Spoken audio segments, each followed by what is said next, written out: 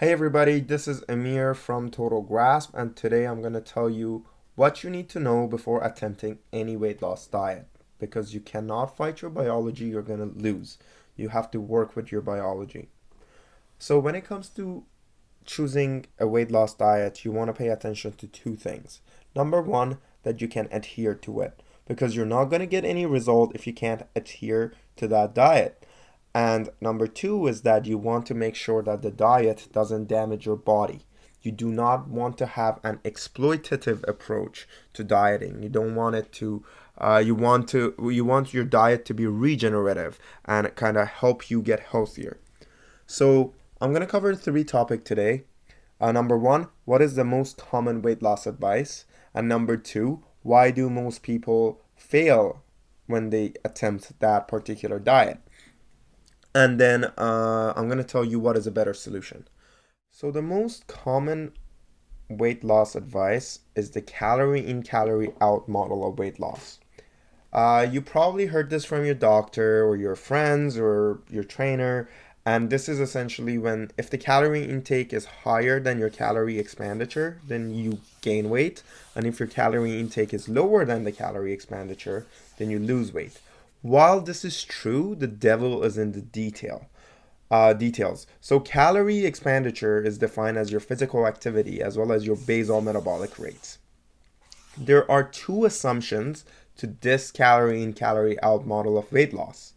Assumption number one is that BMR is constant. So basal metabolic rate is the amount of energy your body is required to maintain itself on daily basis.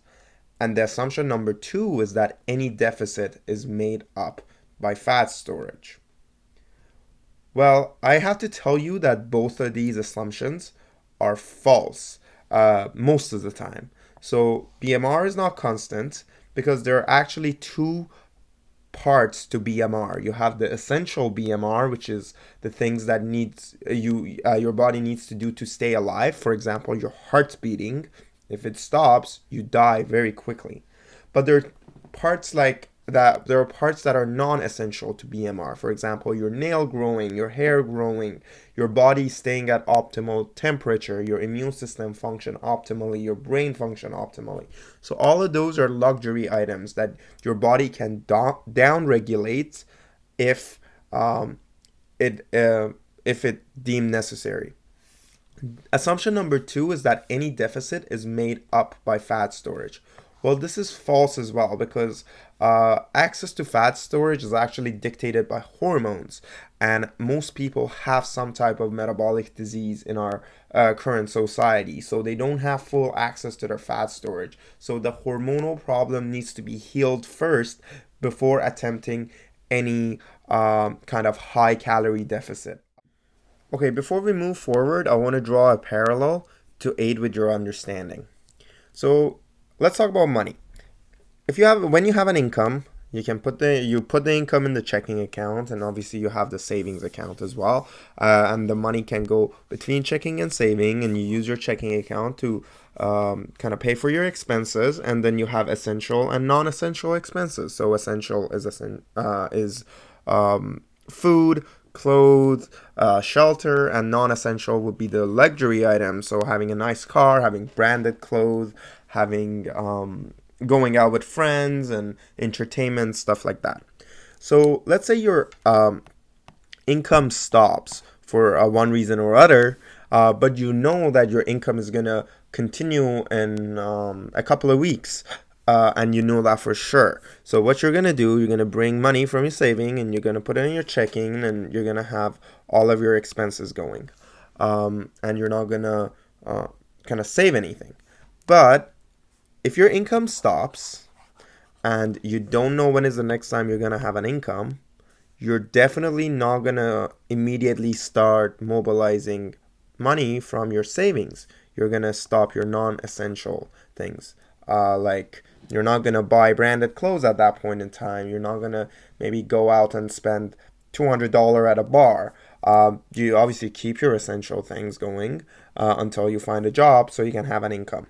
So you wouldn't have this. Well, the body is an intricate machine and it has evolved over 3.5 billion years.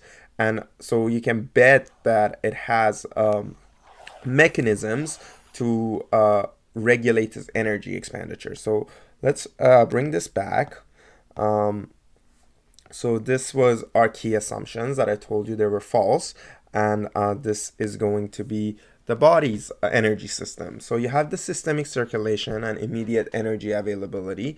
That is kind of the energy in the blood as well as in the liver. And then you have your fat storage, and the food or nutrients can go in the fat storage and then can come out.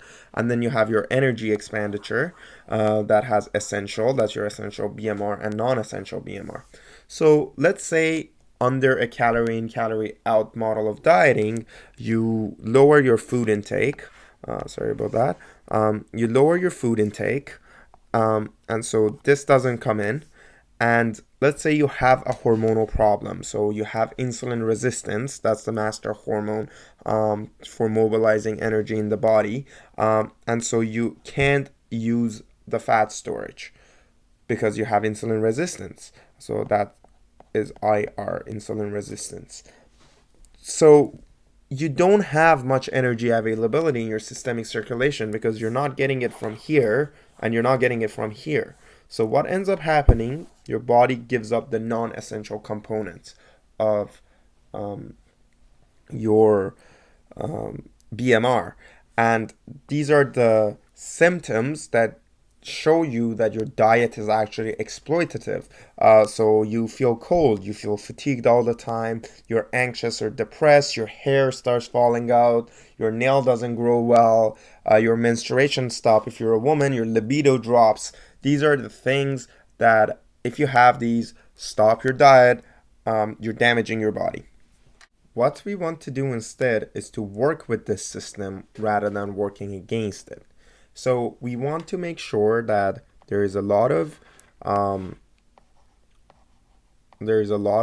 fat is mobilized out of our fat storage, right? So we can lower our food intake properly so that we can keep both non-essential and essential BMR going for us so we can have a good life. So we can do that through a series of steps, and these are this. Energy expenditure is dictated by your energy availability. So if you have energy here, you're gonna have high energy expenditure. And the next one is that access to storage is dictated by hormones. So that's the one here. So you need hormonal health.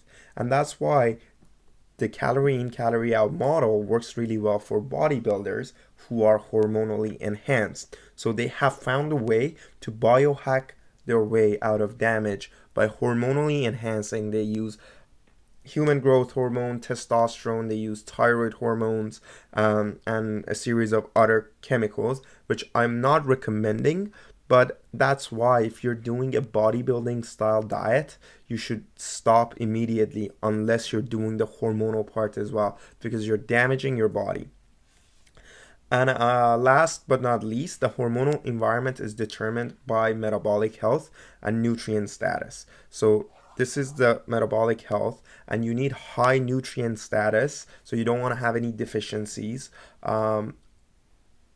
in your body, or your hormonal environment is gonna collapse. And that is why younger people have better results with calorie in, calorie out diet and with flexible dieting in general, because they have higher nutrient status to begin with. But if you're a younger person and you start dieting like this, you can do it once or twice before you start kind of sacrificing your non-essential BMR when you start dieting. The most important point I want you to take away from this video is this thing here. Sustainable weight loss is only possible during hormonal health and with high nutrient availability. And there are 4 things that you can think about that will ensure that you have a sustainable weight loss, that your weight loss diet is actually working with your biology rather than working against it, and so it doesn't damage you. Number 1 is time restricted eating. I will have a detailed video about time restricted eating, but in short, it will ensure that your hormonal environment is healthy or is healing while you're dieting. The other thing is that high energy deficit is very stressing on the body. So if you have poor sleep and high level of stress in other parts of your life, maybe a high energy deficit is not a good idea because it will kind of add fuel to the fire and it can damage your body. The other point you want to pay attention to is to increase the nutrient density of the food you're eating because you want to make sure that your body has a high nutrient status to support its healthy hormonal environment. Nowadays, the common advice is to increase the volume of the food by increasing fiber to kind of stuff yourself up. But you want your body to be satiated, and it gets a lot more satiated if you include nutrient dense food. So something that you can take some action on is to replace your chicken and fish with beef or other ruminant animals like lamb, goat, venison, and these meats are a lot more nutrient dense. They have a lot more iron, B12, zinc. They are a lot richer in other cofactors such as creatine, carnitine, and these nutrients kind of help with your metabolism and ensure a good hormonal environment. The other thing you want to include like eggs and dairy if you're not sensitive to them. And the last thing is organ meat from chicken or from beef are very, very, very nutrient dense if you like them. And last but not least, is to have minimal to no hormone or metabolic disrupting food. And there's two groups that you want to pay attention to: carbohydrates and polyunsaturated fatty acids, or PUFAs in short. So carbohydrates are hormone disrupting for people who have insulin resistance, and so minimizing your carbs at the beginning, or like at least reducing them at the beginning, can help with the metabolic healing process. But PUFAs, I will have a detailed video about PUFAs.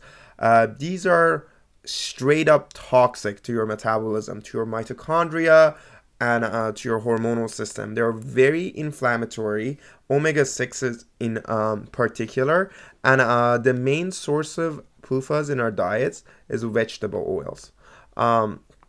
So if you want to live a healthy life, you want to exclude all type of vegetable oils from your diet. And you can do that by not eating fried food from outside. All the fried foods are made in vegetable oils. Vegetable oils are things like soy oil, canola oil, corn oil, sunflower oil, safflower oil, grapeseed oil. You want to exclude all of these oils from your diet and use good oils instead. So olive oil is okay. Avocado oil is okay. Avocado oil is okay. My favorite is ghee and beef tallow to use in my diet. Ghee is clarified butter and beef tallow is beef fat. And I use those two. Again, I know this is so far-fetched, this is so out of mainstream advice, but I will make videos and I will show you the evidence around these things, and you can make an educated decision on what oil to use. But for now, just stay away from vegetable oils. Thanks for watching this video. I know it was a little too long, but remember, your body is a complex machine, and if you want to operate it optimally, you need to have a total grasp on how it works. This was only an introductory video, so please subscribe to my channel and turn on the notifications so you don't miss out on the future videos. And if you think your friends can benefit from this video, please send it to them and share it on your social media. Thanks once again, and I will see you soon.